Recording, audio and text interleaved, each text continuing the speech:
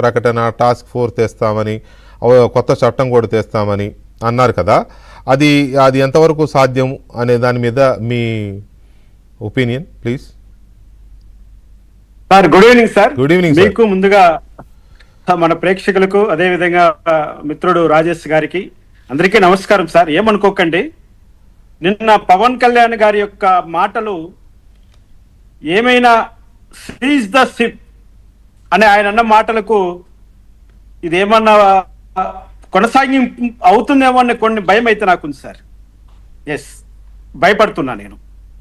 ఎందుకంటే ఆ seize the ship అన్న పదము ఎంత వైరల్ అయిందో, ఎంత కొంచెము నవ్వుకోవడానికి అవకాశం ఇచ్చిందో, ఇది కూడా అదే తరహాలోకి వెళ్ళిపోతుంది అనేది నాకున్న అభిప్రాయం సార్.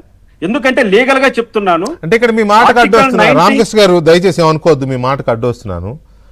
ఆ రోజు సీజ్ ద షిప్ అనేది అది ఆ టైమింగ్లో వచ్చింది, తర్వాత అది వైరల్ అయినా కూడా ఆయన షిప్లో ఉన్న ఆ రైస్ స్మగ్లింగ్ని చెక్ చేయడానికి వెళ్ళి అధికారులకు అక్కడ ఇంతకాలంగా జరుగుతుంటే ఏం చేస్తున్నారు మీరని సీజ్ ద షిప్ అన్నారు. అన్నట్టుగానే నాకు గుర్తున్నంత వరకు 3 నెలలో 4 నెలలో షిప్ అక్కడే సీజ్ అయ్యింది, కదలలేదు.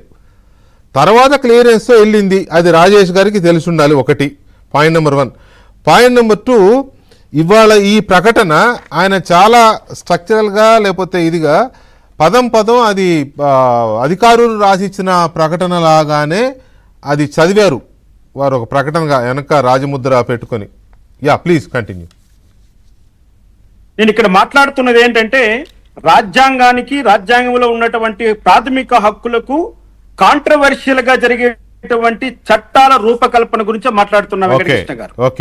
ఇక్కడ ఏంటంటే ఆల్రెడీ ఈ అంశాన్ని కులంకుశంగా 2018 నుంచి సుప్రీంకోర్టు వాళ్ళు దీన్ని ఆల్రెడీ టచ్ చేస్తూనే వస్తున్నారు.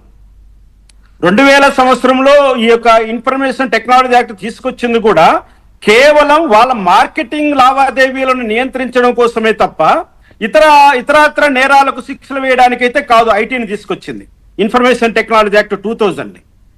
ఇక్కడ జరిగింది ఏంటంటే, ఇక్కడ ఇన్ఫర్మేషన్ టెక్నాలజీ యాక్ట్ వచ్చినప్పుడు 66A పైన కాంట్రవర్సీ వచ్చినప్పుడు 2 స్టూడెంట్లను ప్రభుత్వం అరెస్ట్ చేసి జైల్లో పెట్టినప్పుడు దానిపైన భారీగా దేశవ్యాప్తంగా నిరసన రావడం, సుప్రీంకోర్టు కూడా 66A కొట్టేశారు కంప్లీట్ గా.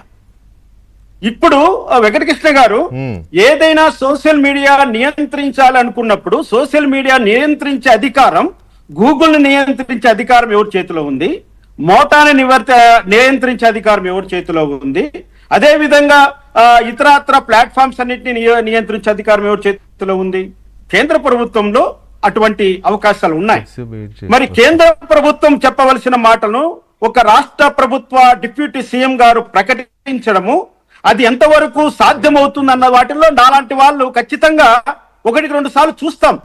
అసలు ఏంటి న్యాయ ప్రక్రియ ఎలా ఉంటుంది, ఇది ఏ విధంగా చట్టరూపం దాల్చుతుంది, చట్టరూపం దాల్చిన దాన్ని న్యాయ సమీక్షలో ఏ విధంగా నిలబెట్టుకోగలుగుతారన్నది వాస్తవానికి మేము చూస్తాం. రాజ్యాంగబద్ధంగా ఇది అనుకూలమా లేకపోతే ఇది అనుకూలంగా ఉంటుందా లేదండి. ఇక్కడ ఏంటంటే నిన్న పవన్ కళ్యాణ్ గారు స్పష్టంగా చెప్పారు, భావ ప్రకటన స్వేచ్ఛ కూడా పరిమితులు ఉన్నాయి అని. భావ ప్రకటన స్వేచ్ఛ 19(1) ఆర్టికల్ నిర్దేశన చేస్తుంటే ఆర్టికల్ 19(2) కొన్ని మినహాయింపులు పెట్టింది. ఆ మినహాయింపులు ఏమన్నవి పవన్ కళ్యాణ్ గారు ఒక్కసారి గమనించుకోవాలి. ఆ మినహాయింపులు ఎప్పుడు అన్నది దాంట్లో స్పష్టంగా ఉంది. భావ ప్రకటన చేసే ఎంతవరకు దేశ సార్వభౌమత్వాన్ని, సార్వభౌమ అధికారాన్ని ధిక్కరించినప్పుడు, రెండోది ఇరు రాష్ట్రాల మధ్య తగులు పెట్టే విధంగా ప్రవర్తించినప్పుడు, ఇటువంటి సందర్భాల్లోనే ఆర్టికల్ 19(2) అనేది పనిచేస్తుందని సుప్రీంకోర్టు వాళ్ళే మా కేసులో స్పష్టం చేశారు. ఇక్కడే రామకృష్ణ గారు నేను మిమ్మల్ని ఇవాళ జడ్జిగా పనిచేసిన మిమ్మల్ని పిలవడానికి కారణం కూడా అదే.